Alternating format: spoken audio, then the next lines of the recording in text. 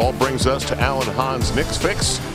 Al Trautwig back on the Chase Bridge. We only saw him for 10 minutes in the game in London, but Mitchell Robinson did give us a little bit of a reminder of what he can do. Yeah, that raw potential that he has. He had 2 dunks and a block shot in that just under 10 minutes that he played. And, you know, it's something that David Fizdale said after the game. He said, we look different with him. And the numbers also tell you the same thing. Now, we haven't seen a lot of him because of the injuries, but what you see, you want to see more. And it's only, you know, he's just 20 years old. He's the definition of one of Clyde's favorite words, the neophyte. Athleticism, instincts, they all make an impact, and it's felt mostly on the defensive end, as you see right there. The numbers support the case, too. His defensive rating is 110, which is the best on the team. Now, it's not something to be top 20 in the league, but you think it's something that's going to get better and better. A lot of other numbers as well, including his block percentage, which, because he hasn't played enough games, it doesn't rank anymore, but it would be tied for first. Block percentage, 8.9, which is, that's the amount of shots he blocks while on the court. That would be tied with Miles Turner for #1 in the league. So we know he definitely makes an impact. The key is having him on the floor so he can continue to grow and make that impact. And now remember, he didn't play last year at all in college, so these games are very important. So if he can stay healthy, these final 38 games for him and the Knicks, extremely important. Meanwhile, it has nothing to do with today's game, but what the heck is going on with Dennis Smith Jr. of the Dallas Mavericks? Yeah, it doesn't have to do with today's game, but it's happening right now in today's NBA. And with the trade deadline coming up February 7th, it's something you have to keep an eye on. So let's start with really what happened last week. Dennis Smith Jr. missed a couple of games, and we'll see the Mavericks actually coming up next week. He missed a couple of games with what they called back spasms, but he stayed away from the team. He's not on the road trip right now with the team. And then word got out that he was not happy with his role on the team anymore. And Luka Doncic is running away with Rookie of the Year.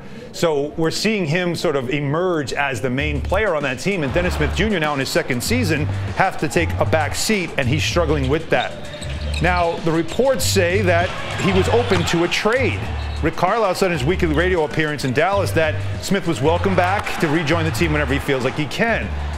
And it's very odd because he said Carlisle says he's being told to stay away for whatever reason. Now, yesterday, a statement was released by Smith through the team that said he'll be back with the team tomorrow.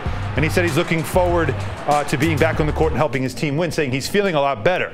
But we all know this is a situation to continue to monitor because the Mavericks are listening, and this has been a rumor for not just a couple of days, but a couple of weeks, listening to offers for Dennis Smith Jr. Remember, the player that the Knicks passed on in the draft last year for Frank Ntilikina. We always say where there's smoke, there's fire, and this is a name to watch as the deadline approaches. I think he is suffering from the disease of me. Could be.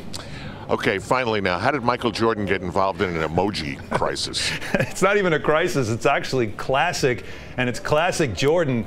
So Twitter, the actual Twitter account, put out a tweet last week asking its millions and millions of members, you in emojis. And this is how Jordan responded. That would be a GOAT, Al.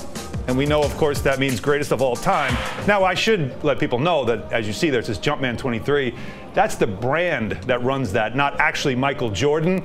But considering what LeBron has been saying lately about him being the greatest of all time, it's a very interesting response. Al, how about you? What's your emoji? Who are you in emojis? I would be emoji-less. Come on. What about you? Me? Oh, the shirt and tie emoji. Okay. No? Tie bar. Tie bar.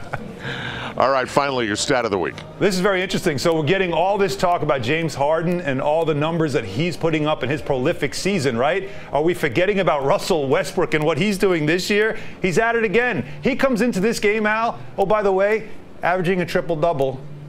Nobody knew this. I told Wally Zerbiak this before the game. He said, no way, he's not averaging it. We put up the numbers, and I showed him. It's incredible. 21 points, 10 rebounds, 10 assists. He's already the first player in NBA history to average triple-double for 2 straight seasons. He's trying to make it 3. No one's talking about it. What's he shooting from 3? What's he shooting from 3? We're not talking about that. We're talking about triple-doubles right now. Oh, okay. I don't have that information. But I can tell you this. Oscar Robertson did it once. However, 4 other seasons, he missed it by tenths of a point, whether it's rebounds or assists. So here's the question. If we knew about triple-doubles back in the 60s, would Oscar Robertson be going for those numbers late like they do today? And would this then not really be that big of a deal? Not sure. And we'll never know. That's going to do it for our Al and Hans Knicks Fix.